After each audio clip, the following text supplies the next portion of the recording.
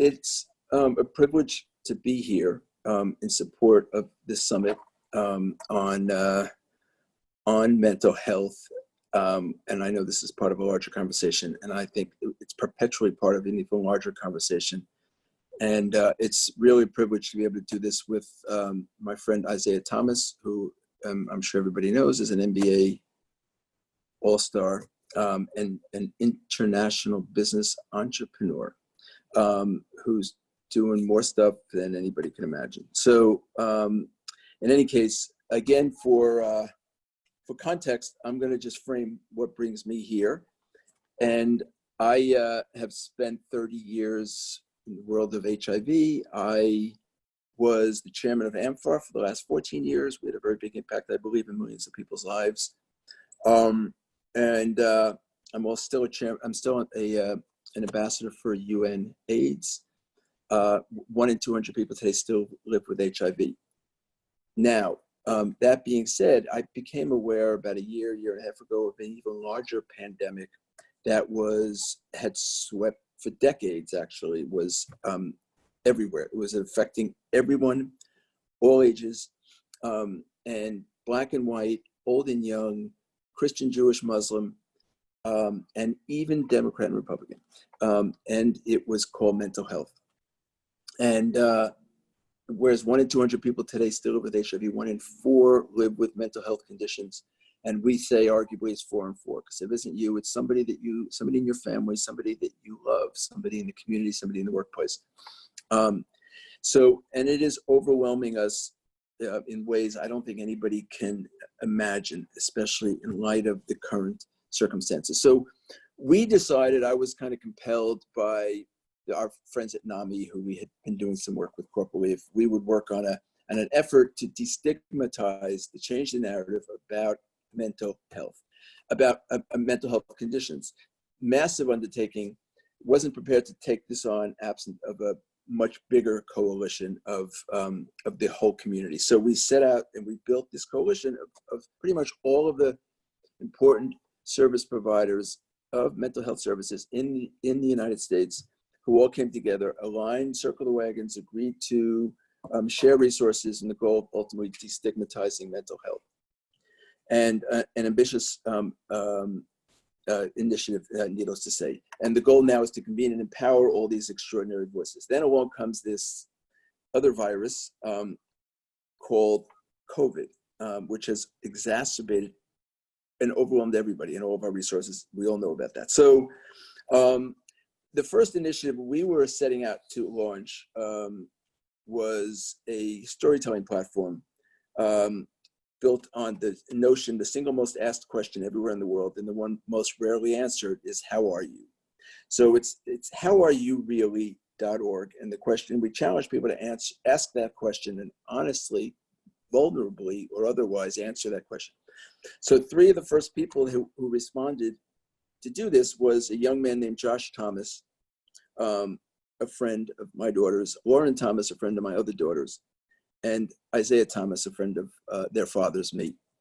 And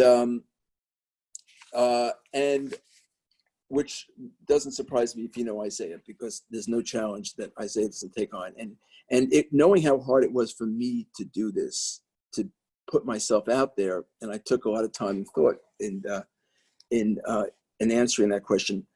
I guess my first question to you, Isiah, is how hard was this for you, and what went through your mind when I asked you to participate, and then when I asked you to participate again today?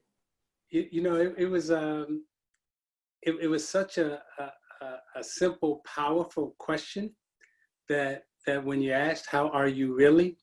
And remember, I called you just to kind of say, hey, how am I? Because when you really start asking yourself that question and you start really getting honest with yourself, you really have to start looking at, okay, what's going on in the world today in terms of pandemic. You got the Black Lives Matter movement that's happening in terms of systemic racism. You got upheaval in terms of sports. I mean, the whole world has really shut down. And so you're faced with a lot of stuff that you really haven't dealt with until you ask that question, because all of us have been so active in our busy life and just trying to deal with our kids, trying to deal with everything that was going on. You never really took the time to stop to look inside to ask that question. So when you made us ask that question, I think it brought a lot of things out in us that we didn't realize that was happening. So, yeah, I mean, it's very, I guess, provocative, and especially when your kids ask you to answer it as well. So I went doing work with NAMI, as I mentioned, and I was talking to Dan Gillison, who is the CEO. And Dan was quoted recently. I just want to share this quote with you. And the effects of racism and racial trauma on mental health is real and cannot be ignored. I was wondering if you'd comment on that, or what your thoughts are when you hear that. Well, 100%. Since the inception of America, since 1776, since slavery started, the effects that it has on you as a person mentally, and then the effects that it has on your family. And when we say that slavery has ended, for us dealing with race and racism in America, we always have to talk about the system that we live in. So when slavery ended, then there was Jim Crow, and then after Jim Crow, then there was the Christian Black Codes, and while we've had different names for slavery, the oppression that race has caused in this America on the classified Black, Negro, colored, African American has been historical and systemic and long lasting, and it hits in every part of our system. And I'm going to say this: I've done at least 40 Zoom calls, and every time I do one, the guy with the blower comes by and starts blowing the leaves. So if you hear the leaves blowing, I apologize, but that's a powerful question. So another thought, you and I were speaking about this recently. So we raised our kids, specifically Lauren and Amanda, were best of friends for, and probably still are, I think. So they went to high school together, and in the same community together and same school together, a lot of the same friends, but yet somehow, and this is, you and Lynn, Maria and I, raising our family in the best way we know how, but somehow the experiences, your experience raising a child and my experience and our experiences are as much as they were the same as much as they were different. And partially because of the racial divide circumstances. What's your thoughts on that? I would, all of us who are probably listening are old enough to remember in '68 when Martin Luther King was assassinated. And after that, the Kerner Commission came out and basically said there's two Americas. And as long as we keep acting this way and being this way, these two different Americas in terms of Black and white are going to continue to be separate and unequal. And while we all try to strive to get better, I went to private school. I was one of the first class of 37 of African American boys to go to a private, predominantly Caucasian white school. My wife, Lynn, every time she moved, she always had that experience, just like I had, in terms of being one of few in a, predominantly Caucasian white school. Now, moving around in sports, my son and my daughter has had the same experience of going to a school where they are one of the few in the school, but it's basically a predominantly white Caucasian school. Now, with that comes stereotypes, with that comes different experiences, and with that comes different teachings about American history. So what we had to do, different than probably what a lot of you had to do, we had to teach 2 history lessons. While we had to teach American history while in the classroom, and also making sure that Lauren and Joshua got an A on the test in American history. Then we had to come home, and when she came home and when Joshua came home, we also had to teach them about our history in terms of who we were as a people and how race was invented.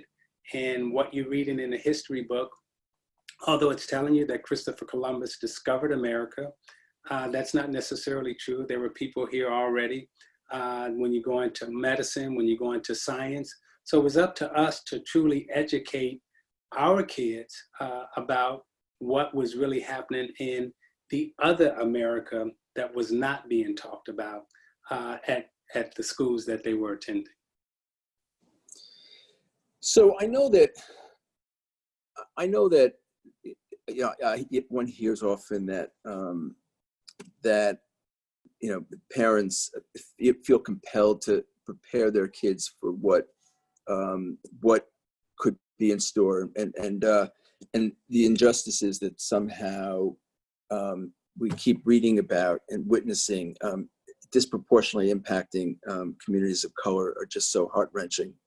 How did you deal with that, or how, from your lens, how do you process that? So I grew up on the west side of Chicago, 6 brothers, 2 sisters, and watching my mom and dad have to be separated and divorced. Well, not divorced because they never got a divorce. They had to separate because in order for my mom to provide for us, we had to go on welfare.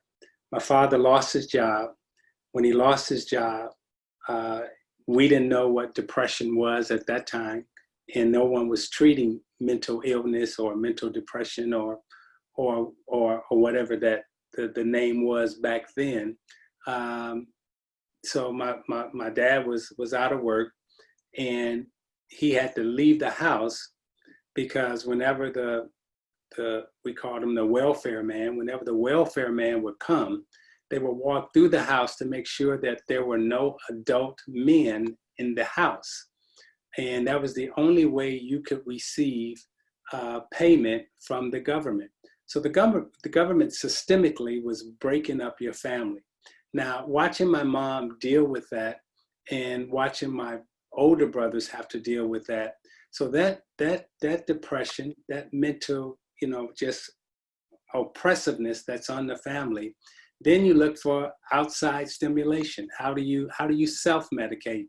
And a lot of the self-medication turned to alcohol, which turned into some kind of alcohol abuse, or which turned into drug abuse. So you spoke earlier about, HIV and AIDS. Well, that was in my family.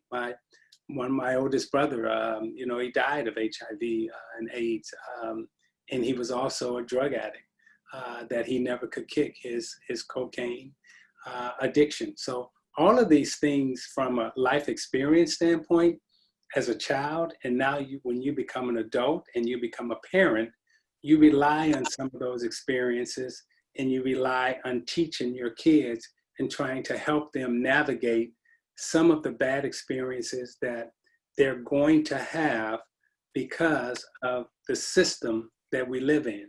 Regardless of how much money you make or how much money you don't make, we live in a system right now that you are still judged, relegated, and regulated by how much melanin you have in your skin, which is a place that we have all been trying to fight to move past this classification of race. Well, Isaiah, I think that I think our time is up. So, but I appreciate you doing this and sharing as you so articulately do so often. Thank you for your support. Thank you for your inspiration, your friendship, and I look forward to many years of continuing this discussion.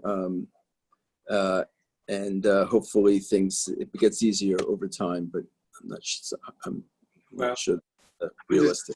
I'm just going to say thank you, and I appreciate you being a brother, a friend, and you know, just always being there. So instead of Kenneth Cole, you are Kenneth Cool to me.